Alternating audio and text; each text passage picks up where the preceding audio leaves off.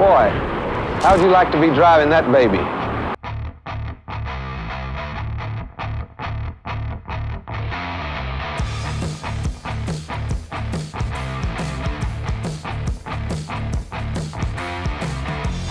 My name's Carroll Shelby, and performance is my business.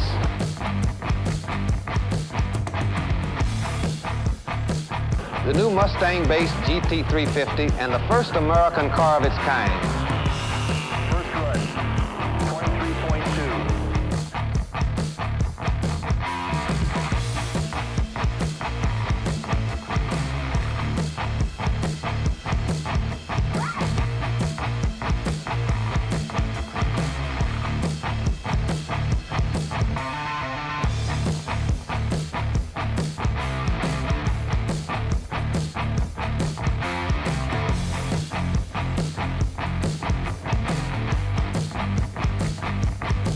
My ambition was always to build my own car.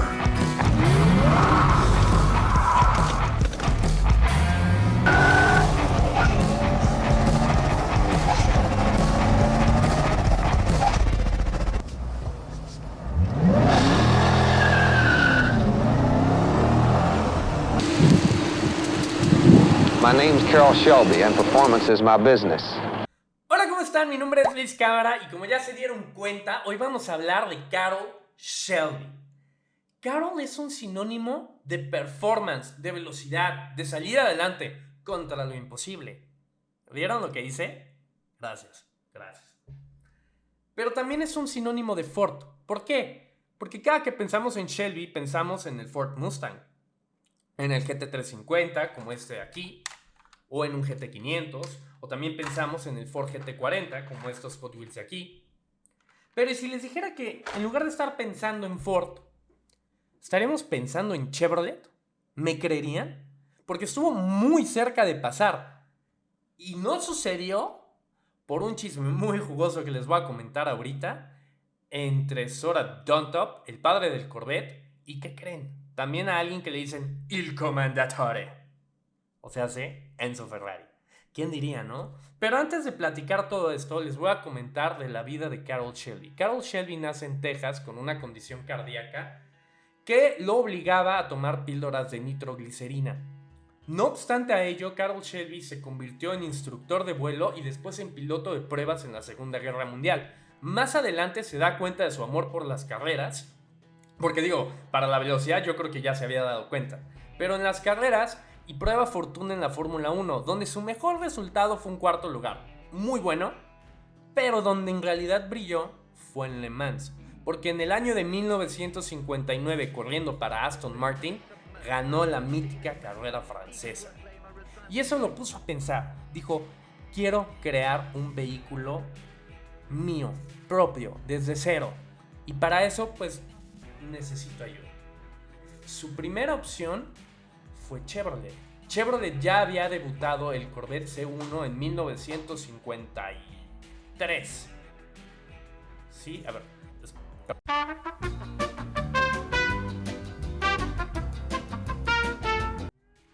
53, sí era 53.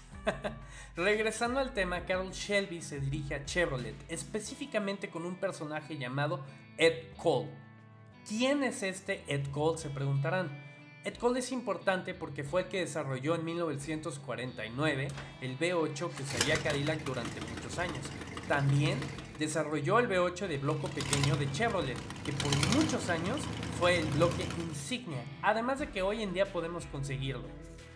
Además de todo eso, de 1955 a 1962, junto con Sora Duntop, quien es considerado el padre del Corvette, ayudó a la mejora de este mismo deportivo.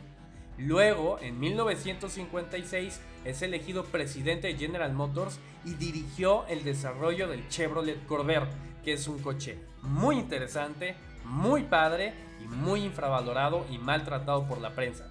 Pero en ese momento fue muy bien recibido y eso le valió para hacer la portada de la revista Times. Entonces podemos decir que Ed Cole era un personaje muy importante. De hecho, llegó a ser vicepresidente y luego presidente de General Motors.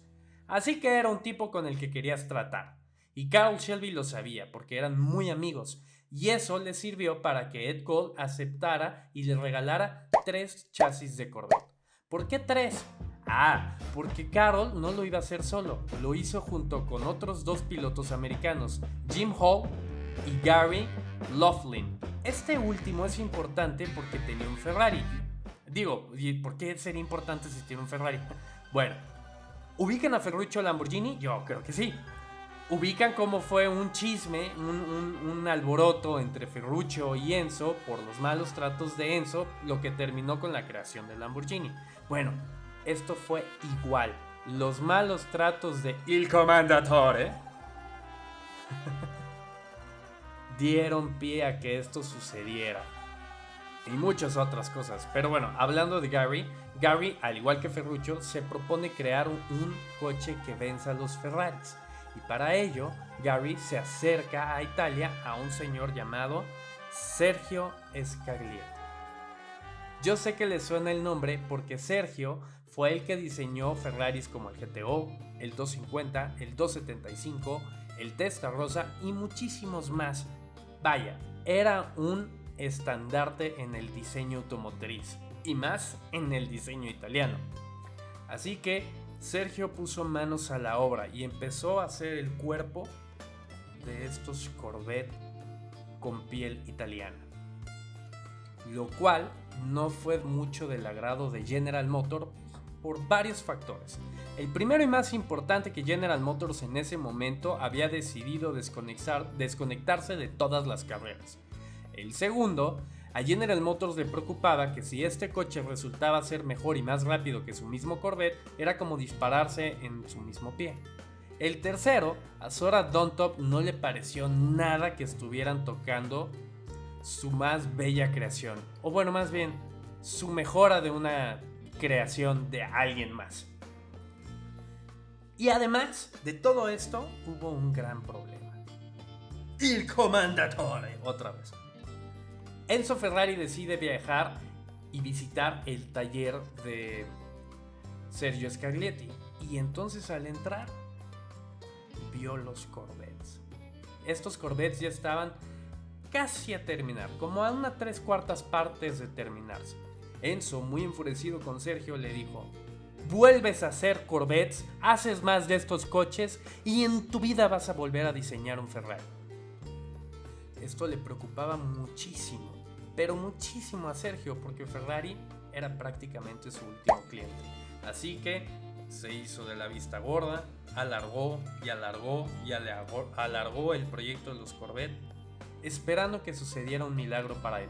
Y así fue, porque en una noche Ed Cole le habló a Carroll Shelby. Sabes que estás viejo cuando haces en lugar de... Le habla a Carroll Shelby y le dice: nunca te di esos 3 coches. No tuve nada que ver con esto. Estás estrictamente solo. Y le cuelga. Carroll entonces decía: ¿qué va a pasar? Al final, Sergio sí termina el último de estos Corvette Scaglietti, pero la verdad es que a ninguno de los 3 pilotos les gustó. Dicen que se manejaba horrible. Pero estos coches serían el ensayo de Sergio para uno de los Ferraris más bonitos en la historia, el Ferrari 275. Si se fijan, las partes de atrás son muy similares. Regresando a Carroll, ¿qué iba a hacer Carroll? Él quería seguir haciendo su coche, pero algo tenía claro: con Chevrolet no iba a ser. Así que, ¿cómo son las cosas? Existe una compañía inglesa llamada AC que acababa de desarrollar un chasis muy prometedor, pero no tenía motor. Y entonces había un gigante de Detroit, el del óvalo azul, que acababa de desarrollar un V8 que también prometía mucho. Así que Carroll dijo: ok, muy bien, necesito hablar con Ford y necesito hablar con AC. La primera parte de hablar con AC quedó resuelta.